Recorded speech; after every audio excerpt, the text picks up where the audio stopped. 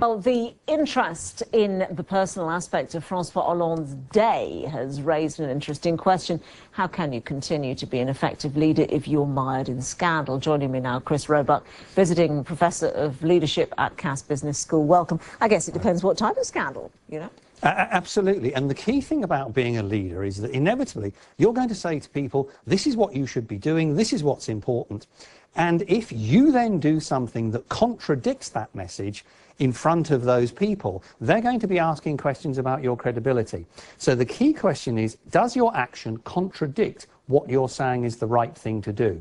So for example, for a chief executive who's saying you must work hard, but is then caught having an affair, people will say, well, hang on, he's still working hard, but he's had an affair, but does that really matter? Not that much. If you're a chief executive and you say you must treat customers with integrity and look after their best interests, and they see you not doing that, then you do have a credibility problem. OK, he doesn't seem to have suffered in the polls as a result of that. In fact, his approval rating amongst women appears to have gone up. Yes, I saw that his approval rating had gone up, which is an indication perhaps of the perspectives in France about what you want from a French leader. OK, so then the question becomes, how is it that he could benefit from this? Is it somehow exposing his fallibility?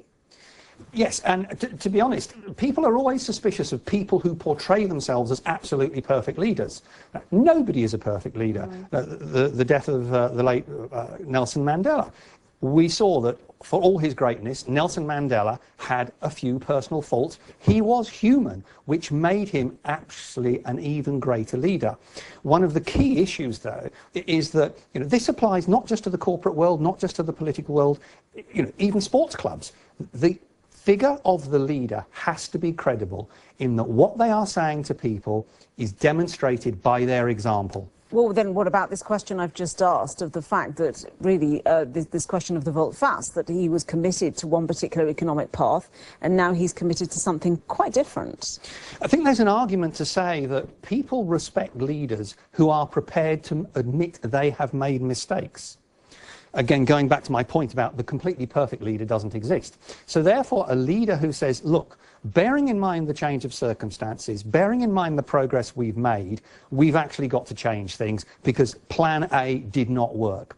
And the acceptance that we have to have a plan B is the sign of a good leader. Now, if you're flip-flopping constantly, then that is a lack of ability to make a good decision and concentrate on a plan.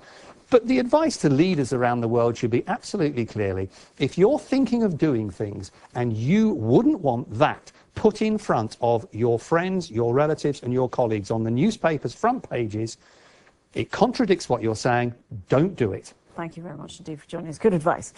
Chris Roebuck there joining us, Cass Business School.